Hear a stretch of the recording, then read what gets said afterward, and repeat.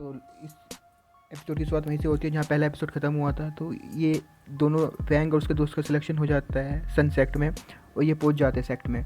तो फिर इनका बेसिक डेटा जो है वो रिकॉर्ड कर रहा होता है एक मैनेजर।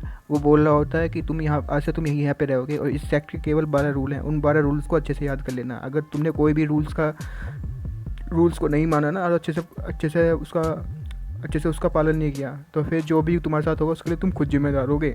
और अगर तुमने छोटा मोटा रूल का उल्लंघन किया तो केवल तुम्हें ही सज़ा दी जाएगी। अगर कोई बड़ा रूल्स को तोड़ दिया ना तुमने तो तुम्हारे साथ साथ तुम्हारी फैमिली को भी एग्जीक्यूट किया जा सकता है, तुम्हारी फैमिली को भी मारा जा सकता है और पूरी तुम्हारी ब्लड लाइन को ख़त्म कर दिया जाएगा। अगर तुमने कोई ज़्यादा बड़ा काम कर दिया तो तुम्हें सोच समझ करना पड़ेगा जो भी यहाँ पर करोगे।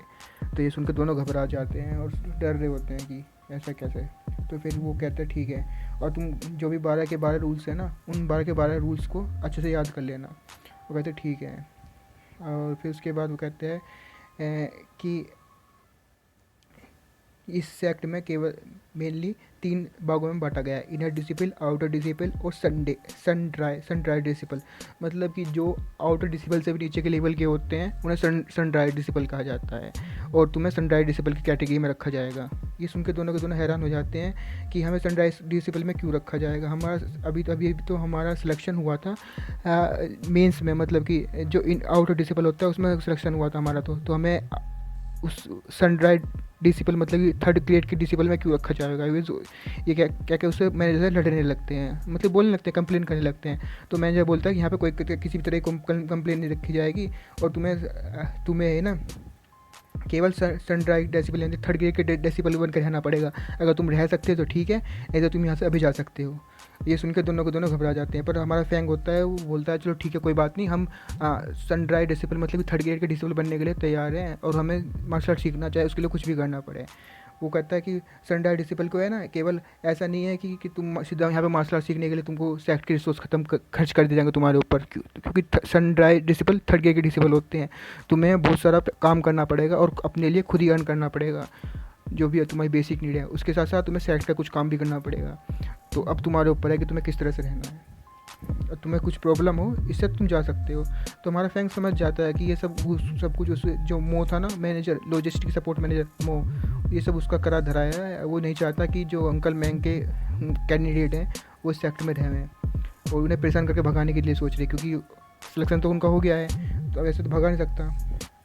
वो कहते हैं चलो कोई बात नहीं, हम कठिन मतलब कि हार्ड वर्क करेंगे और हम मार्शल आर्ट सीख के रहेंगे और चाहे कितना काम कराओ लेकिन हमें दिन में कम से कम 1-2 घंटा तो मिलना चाहिए मार्शल आर्ट सीखने के लिए। तो कहता ठीक है मैं तुम्हारी रिक्वेस्ट ऊपर भेज दूंगा और तुम्हें मार्शल आर्ट सीखना है तो तुम सीख सकते हो, पर इतना आसान नहीं होने वाला। फिर अगले दिन का सीन दिखाया जाता है, उनको पहले लकड़ी काटने के लिए भेजा जाता है, फिर उसके बाद पानी भरने, साफ़ सफाई करने, कपड़े धुलने के लिए, मतलब उनसे बहुत ज़्यादा काम कराया जाता है। उनका लगभग आधे से ज़्यादा दिन तो केवल काम करने में निकल जाता है। वो दोनों को दोनों थक जाते हैं पूरी तरह से। फिर रात को दिखाया जाता है कि इतनी खतरनाक रात उन्होंने पहले कभी नहीं देखी थी। तो अपना हीरो सोच रहा होता है लेकिन मैं चाहे कुछ भी हो जाए मार्शल आर्टिस्ट में बन कर रहूँगा, ये छोटी मोटी परेशानी मेरे सामने कुछ भी नहीं है। फिर अगले दिन का सुबह का मॉर्निंग का सीन दिखाया जाता है। वो मॉर्निंग में सूरज निकलने से पहले ही सेक्ट में पहुँच जाते हैं, जहाँ पर ट्रेनिंग ग्राउंड होता है वहाँ पहुँच जाते हैं। जो हीरो का फ्रेंड होता है कोई, वो बोलता है कि हम जल्दी आ रहे थे यहाँ पे, अभी तो कोई भी नहीं आया यहाँ पे। तो वो कहते हैं देखो वहाँ पे देखो, एक जो स्टूडेंट होता है वो मार्शल आर्ट की प्रैक्टिस कर रहा होता है कि कोई हमसे पहले भी आ गया। ये जो होता है ये मेन प्रिंसिपल होता है, तो ये प्रैक्टिस कर रहा होता है, ये बहुत दिन से यहाँ पे प्रैक्टिस कर रहा होता है। तो ये भी इसकी तरह देखते हैं कोई बात नहीं, हम भी ये सिंपल लग रहा है देखने में, हम भी प्रैक्टिस करके देखते हैं। वो भी उसकी आसन में ला कर बैठ जाते हैं, पर वो क्या कर रहे होते हैं, केवल बॉडी से प्रैक्टिस कर रहे होते हैं, अपनी QI मतलब कि QI एनर्जी का इस्तेमाल नहीं कर रहे होते हैं। तो फिर वैसे खड़े रहते हैं पर उनको कुछ फील ही नहीं होता। तो फिर वो कहता है कि इस तरह से काम नहीं करेगा। वो अपना नाम बताता है जो लड़का वहाँ प्रैक्टिस कर रहा था, मेरा नाम क्वीन शॉपिंग है और इसे हम क्वीन कहेंगे। तो वो क्वीन उनको बताता है कि ये इस तरह से नहीं होता जिस तरह से तुम कर रहे हो, और कल्टीवेट का जो मेथड है ये बहुत ज़्यादा मुश्किल है, इतना आसान नहीं जैसे तुम सोचो केवल फिजिकल करने से हो जाएगा। तो वो कहते हैं कि ठीक है तुम हमें बता सकते हो क्या। वो मतलब कि रिस्पेक्ट के साथ, मतलब कि अपना काम निकालने के लिए किसी को कुछ भी करना पड़े, मतलब इस कर देनी पड़े। वो सीनियर है, वो सीनियर कहते हैं सीनियर क्या आप हमको सिखा सकते हैं। ठीक है, मैं श्योर तो नहीं हूँ कि मैं तुमको बता सकता हूँ नहीं बता सकता हूँ, लेकिन हाँ तुम सेट के बंदे हो तो मैं थोड़ा बहुत जो मुझे पता है मैं तुमको बता देता हूँ। तो बताता है कि तुमको पहले अश्व मुद्रा में खड़ा होना है, उसके बाद अपनी QI को स्टिमुलेट करना है, मतलब कि जो अपनी एनर्जी इंटरनल एनर्जी उसको अपने शरीर में ऊपर से लेकर नीचे तक बार बार का पहले ऊपर फिर नीचे ऐसे फ्लो कराना है। और इसके साथ साथ तुमको स्विम करना है, फिर इससे तुम्हारी जो QI गैदरिंग होगी वो डेंस हो जाएगी। और फिर अपनी बॉडी को ऐसे करना है, मतलब स्टेप बताने लगता है स्टेप बाई स्टेप कि किस तरह से तुमको फिर आगे पीछे ऊपर नीचे करना है उस एनर्जी को। तो कहता है कि जो दूसरा क्विंग का फैंग मेन हीरो फैंग का फ्रेंड होता है वो सोचता है, वो बोलता है कि मैंने नहीं सोचा था कि मार्शल आर्ट सीखना इतना कठिन होगा, हार्ड होगा। कहता है कि ठीक है, thank you very much senior, और मैं इसका ध्यान रखूँगा मैं आपकी गाइडेंस के लिए। फिर वो भी सोचने लगता है जो क्वीन सोकिंग है, मतलब कि ये जो सीनियर है ये अच्छा है लड़का वैसा है, लेकिन मार्शल आर्ट इसका जो कल्टीवेशन लग रहा है वो जो आसपास के लड़के हैं उनसे सबसे हायर लग रहा है, और ये कितना कितना पोलाइट भी है, ये अच्छा है मतलब कि सीनियर। ये सोच ही रहा था अपने मन में। फिर उसके बाद ही हमारे जो मार्शल आर्ट सिखा रहा होता है इनको मास्टर होंग गैंग आ जाता है। तो मास्टर होंग गैंग को एक मोटा सा आदमी होता है मास्टर होंग गैंग, वो आके उनके वो सबको बीट कर रहे होते हैं master Hong gang master Hong gang. तो वो बताते हैं कि हम ये दो नए डिसिपल्स आए हैं आज। वो कहता है जो मास्टर होंग गैंग आता है जिन्होंने अभी तक मार्शल आर्ट का स्टेशनरी फॉर्म स्टार्ट नहीं किया है वो आज से स्टार्ट वो सामने आ जाए, मतलब कि जो अभी ये अश्व मुद्रा में खड़े हो गए अपनी इंटरनल क्वाई को फ्लो करा रहे थे, इसे इसे कहा जाता है लर्न द स्टेशनरी स्टेकिंग। जो इनकी सेक्ट की बेसिक वो होता है, मतलब कि जैसे सीखने के लिए सबसे पहली मुद्रा यही होती है, सबसे पहले स्टेप यही होता है, डिसिपल को सिखाया जाता है। तो वो दोनों आगे आ जाते हैं क्योंकि उन्होंने नहीं सीखा था। उसके साथ साथ कुछ बंदे और आ जाते हैं जो अभी तक नहीं सीख पाए थे। तो उनको सिखाता है कि पहले तुमको बेसिक एक्सटर्नल ट्रेनिंग है, ये हमारे सेट का फंडामेंटल में आता है, तो तुम इसे अच्छे से सीखना ही पड़ेगा। और फिर वो अपनी एनर्जी को रिलीज़ करते हुए दिखाता है कि अगर तुम इसे अच्छे सीख लोगे तो तुम बहुत ज़्यादा ताकतवर बन जाओगे और तुम्हारा कोई भी सामना नहीं कर पाने का। वो दोनों देखकर चौंक जाते हैं, कहते हैं कि ये पोजीशन स्टेशनरी स्ट्राइकिंग बहुत आसान है और इसे तुम केवल देख के सीख सकते हो। अब मैं तुम्हारे अंदर फोर्स ट्रांसफ़र करने वाला हूँ, मतलब अपनी क्वाई ट्रांसफ़र करने वाला हूँ जिससे कि तुम ब्रेक थ्रू कर सको, उसे समझ सको।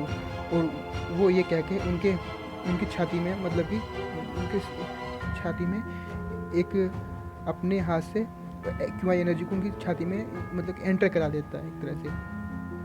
लेकिन उससे वो बहुत दूर जाकर दिखते हैं, उनको बहुत ज़्यादा दर्द होता है क्योंकि एकदम से QI एनर्जी उनके छोटी सी स्मॉल बॉडी में स्मॉल डंटाई में जाती है, तो उससे बहुत ज़्यादा दर्द होता है, वो कांपने लगते हैं। और वो कहते हैं कि अगर तुम सीखना नहीं चाहते हैं ना तो यहाँ से जा सकते हो, ये यहाँ पे बच्चों का खेल नहीं है मार्शल आर्ट सीखना।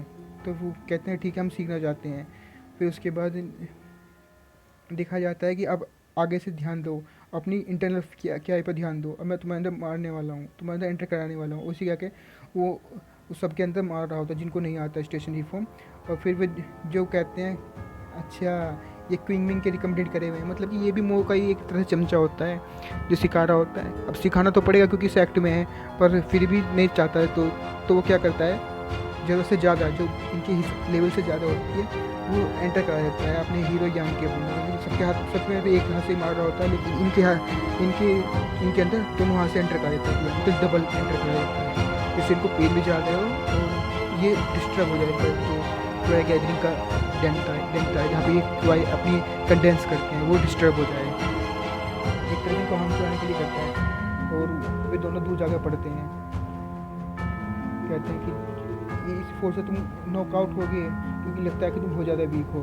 और मुझे नहीं लगता कि मुझे पता ही था वैसे भी जो मिंग है ना, अंकल मिंग, मतलब कि अंकल मिंग के जो भेजे हुए लड़के उनमें क्या दम होगा। और ये क्या वो जाने लगता है जब तुम बन जाओगे। अभी वो बताता है कि अगर स्टेशनरी फॉर्म को तुमने 7 दिन में माहिर कर लिया तो तुम मतलब कि इंटरनल डिसिपल बन जाओगे। अगर तुमने 1 महीने में कर लिया तो एक्सटर्नल, और जब तुम नहीं कर पाए तो तुम संडे के संडे रह जाओगे। अगर तुम 1 साल में भी नहीं 6 महीने में भी नहीं कर पाए ना तो तुम्हें सेक्ट से सनड्राई जो डिसिपल यानी 3rd क्लास की जो क्लासेस है उससे भी निकाल दिया जाएगा। और ये सुन के वो दोनों हंसने लगते हैं और फिर कहते हैं कि रिदम वो रिदम महसूस करने लगता है कि जो हमारी इसके शरीर में फ्लो हो रही है उसको रिदम महसूस होने लगती है, और प्रैक्टिस करने लगता है। अच्छा ये है क्या, तो तभी उसके सामने पैनल खुल जाता है। अब वो कहता है कि एक मार्शल टेक्निक स्टेशनरी स्टेक अभी कंप्लीट नहीं हुए हैं, अनेबल टू राइज, मतलब इसे राइज करने के लिए बेसिक कैटेगरी तक पहले अपने आप सेल्फ पहुंचना पड़ेगा, उसके बाद ये अपने सिस्टम सोल सिस्टम के द्वारा सोल पॉइंट देकर उसको अपग्रेड कर सकता है, लेकिन उसको लर्न खुद करना पड़ेगा। ऐसा नहीं है कि केवल पॉइंट से काम चल जाएगा, बस इसने बेसिक सीख लिया तो उसके बाद एडवांस जल्दी जल्दी कर सकता है। ठीक है, मेरे पास सोल सिस्टम तो है, उसमें जैसे बस सीखना है, और वो कंसंट्रेट करके स्टेशनरी फॉर्म में खड़ा हो जाता है और वो पूरा अपना फोकस लगाने लगता है, और इसी तरह से उसको बहुत समय हो जाता है। बहुत समय हो जाता है, फिर इसके साथ ही हमारा ये चैप्टर ख़त्म हो जाता है, और फिर मिलते हैं किसी और चैप्टर में। तब तक के लिए बाय बाय।